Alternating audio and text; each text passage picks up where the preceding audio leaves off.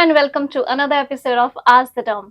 मैं हूं आपकी होस्ट डॉक्टर स्वाति और आज हम बात करने वाले हैं एक बहुत ही इंटरेस्टिंग टॉपिक के बारे में, that is dermatology based products और इन्फ्लुएंसर प्रमोटेड स्किन प्रोडक्ट्स। अभी सोशल मीडिया पे कितने सारे रील्स पोस्ट हर जगह वायरल हो रहे हैं कि रेटिनॉल लगाइए चेहरे में ग्लो आएगा, नहीं नहीं AHA BHA लगाइए इससे हम मेरे चेहरे में ग्लो आया है। तो इन सारे मिथ्स और फैक्ट्स को क्लियर करने के लिए आज हमारे साथ फिर से हैं हमारी एक्सपर्ट डर्मेटोलॉजिस्ट डॉक्टर पूनम। टाडा ma'am, welcome again to our another episode.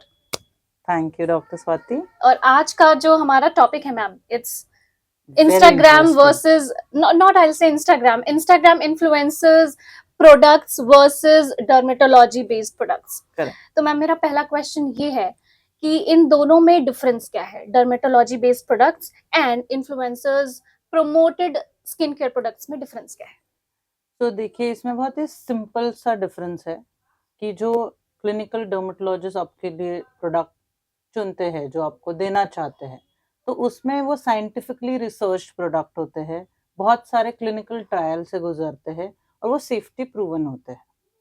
वही आप अगर इन्फ्लुएंसर्स प्रोडक्ट को देखेंगे तो ऐसा नहीं है कि वो सेफ्टी नहीं है, या कुछ प्रोडक्ट तो डर्मेटोलॉजिकली टेस्टेड भी होते हैं बट वो बहुत ज्यादा जो वायरल हो जाता है वैसे चलता है।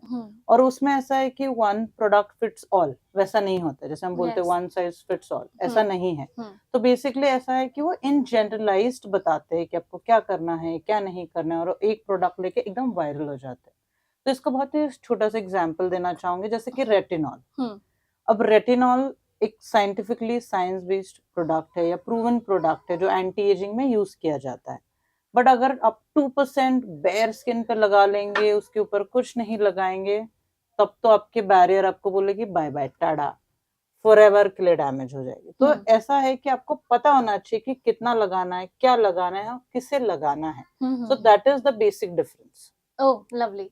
तो मैम मुझे ये बताइए कि इन्फ्लुएंसर्स जितने भी प्रोडक्ट्स बताते हैं क्या वो सारे ही यूज करने लायक नहीं होते? ऐसा नहीं है कि सारे ही यूज करने लायक नहीं होते।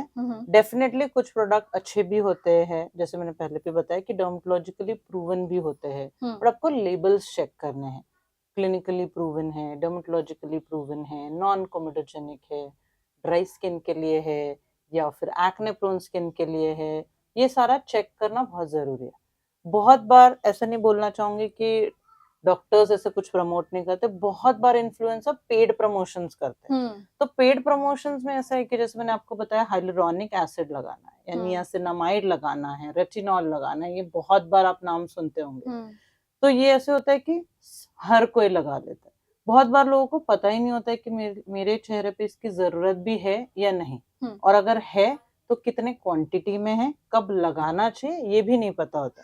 तो बस मार्केटिंग आप उनका देखिए, आप उनके जो रील्स देखते हैं आप देखो, आप एडवाइस लो, बट एक बार डॉक्टर को जाके जरूर मिलना है कि मेरे लिए सही है या नहीं है। ये तो वैसा हो जाता है कि आप शादी, सारे लोग बोलते हैं शादी कर लो शादी कर लो, आप सबके एडवाइस लेते हो बट करते वही हो जो आपको करना है। सो बेसिकली आपको डॉक्टर के पास जाना is very important. Right ma'am. In fact मेरा नेक्स्ट क्वेश्चन भी यही था कि किसी भी पेशेंट को या किसी भी लेमन को कैसे पता चलेगा कि ये प्रोडक्ट उसके लिए सही है कि नहीं? जैसे कि हमारा ऑलरेडी मैंने बता दिया कि आपको डॉक्टर के पास जाना जरूरी है। जैसे आपको पता होता है कि मुझे फेस वॉश यूज करना है, आपकी स्किन पे कुछ नहीं है तो किसी ने कुछ बताया है तो लोग यूज करने लग जाते हैं।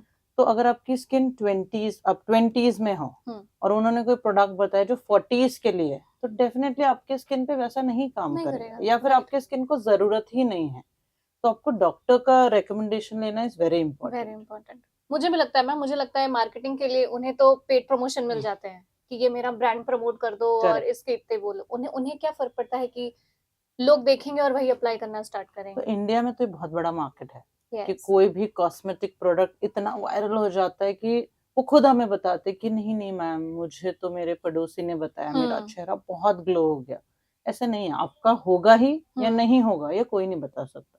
मैम मेरा नेक्स्ट क्वेश्चन ही यही है कि आपकी क्लिनिक में कभी कोई ऐसा पेशेंट आया क्या जिसको साइड इफेक्ट्स हुए हैं इंस्टाग्राम के प्रोडक्ट यूज करके? बहुत सारे बहुत सारे पूरा पूरा फेस जला के आ जाते हैं। फिर उनको सोचता है मैम बट मैंने तो नियासिनामाइड ही लगाया। आप जो जिस इन्फ्लुएंसर की बातें आप सुनते हो आप तो उनको कभी नहीं पूछने जाते हो कि आपने ये बता दिया मेरा चेहरा काला हो गया। एज अ डॉक्टर हमें इनके जवाब देने पड़ते कि क्यों, कैसे, मेरा ही क्यों। अभी तो मैंने छोड़ दिया कि जिससे आपने लगाया उससे आप एक बार पूछिए, मैं जरूर बताऊंगी आपको, बट एक बार उनसे भी आप पूछिए कि क्यों आपने ये क्यों बताया, लगाया, राइट। क्योंकि आपने तो किसी और को पूछ के लगाया था। आपने किसी से सलाह नहीं ली है, मतलब प्रॉपर डॉक्टर से सलाह नहीं ली है कि यार मेरे लिए यूज करने लायक भी है या कि नहीं है, मेरी स्किन टाइप क्या है। एग्जैक्टली। जैसे आप ये AHA की बातें करते हैं, विटामिन सी की बातें करते हैं, बहुत बार अगर आपकी स्किन बहुत डैमेज है या बहुत बार उसमें कोई रैश आई हुई है और उसी पे आप अगर एसिड लगा लेंगे, ये तो वैसे हो गया कि आपको जख्म हुई है, आपको कोई स्क्रैच आया और उस पर किसी ने नमक डाल दिया, तो डेफिनेटली आपकी स्किन जलने ही वाली है। Yes yes. और सेकंड बात होती है कि आप फिर उस पर कुछ भी नहीं लगा रहे हो, ना सनस्क्रीन लगा रहे हो, ना मॉइस्चराइजर लगा रहे हो। अगर देखा जाए तो स्किन नेचुरली हील कर जाती है बहुत बार, बट वो अगर छोटा मोटा कुछ है तो वो करेगी ही करेगी। बट बैरियर प्रोटेक्शन के लिए आपको ये सारी चीजें जरूरी होती है, इनके मतलब इनके बारे में जानना is very important. Wow ma'am, आपने तो कितने इजी तरीके से ये डिफरेंस बता दिया। मतलब ये लोगों के लिए कितना हेल्पफुल हो जाएगा कि कोई भी आप स्किन पे कुछ भी यूज कर रहे हैं, विटामिन सी और something, you got get it tested from your dermatologist और जस्ट आस्क देम कि उनके स्किन के लिए क्या अच्छा है। तो मैम अभी इसी इसी से जुड़ा हुआ एक और क्वेश्चन, ये जो घर में नींबू टूथपेस्ट लगाते हैं कि मेरी स्किन क्लियर हो जाए, एक्ने मार्क्स चले जाएं, ये कितना हेल्पफुल है? और ये स्पेशली मैंने ब्यूटी पार्लर्स के रील में देखे हैं कि टूथपेस्ट लगाया और यहाँ का पूरा पिगमेंटेशन गायब हो गया, तो ये कितने हद तक सच है? मैं सोच ही रही थी कि शायद आप मुझे ऐसा कुछ बढ़िया क्वेश्चन पूछे। सो बेसिकली बहुत लोगों को ऐसा होता है कि नींबू लगाने से मेरे चेहरे पे ग्लो आ जाएगा या टूथपेस्ट लगाने से मेरे पिंपल्स चले जाएंगे। अब आप खुद ही देखिए, नींबू उसका पीएच कितना होता है, that is morally acidic. Yes. और जितना एसिडिक है तो आपको बर्न होने के ज्यादा चांसेस है। और जो हम टूथपेस्ट के बारे में बात करें उसमें फ्लोराइड होता है, तो किसी चीज के लिए बना हुआ है, वो आपका हाथ या एक्सफोलिएंट एज एक्सफोलिएंट नहीं बना हुआ है।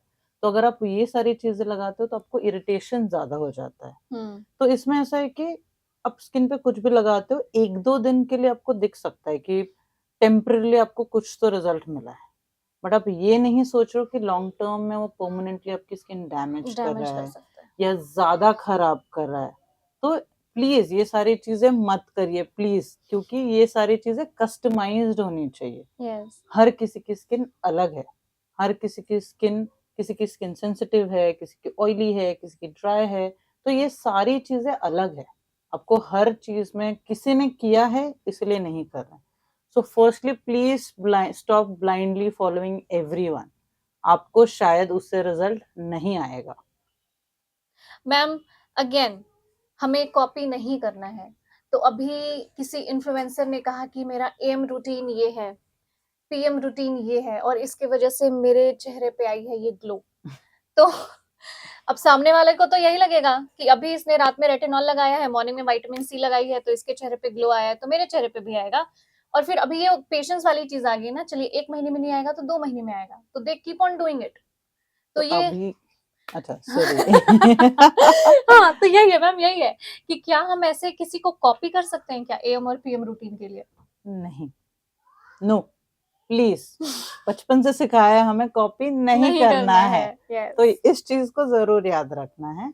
अब जो आप बोल रहे हो कि मेरे चेहरे पे आ गया ग्लो, अब मेरे पुरानी फोटो देखिए, शायद मेरे चेहरे पे ऑलवेज था ग्लो। ये तो जेनेटिक्स भी होता है ना, 100%. हर किसी का जेनेटिक्स अलग है, हर किसी का स्किन केयर अलग है, हर कोई अलग क्लाइमेटिक कंडीशंस में रह रहा है, तो वो सारी चीजें भी डिपेंड करती है कि आपका एएम पीएम रूटीन क्या होना चाहिए।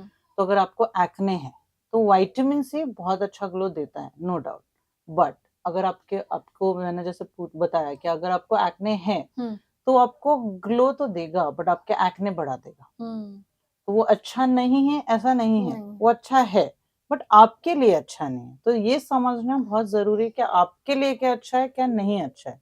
तो आपको कॉपी नहीं करना है।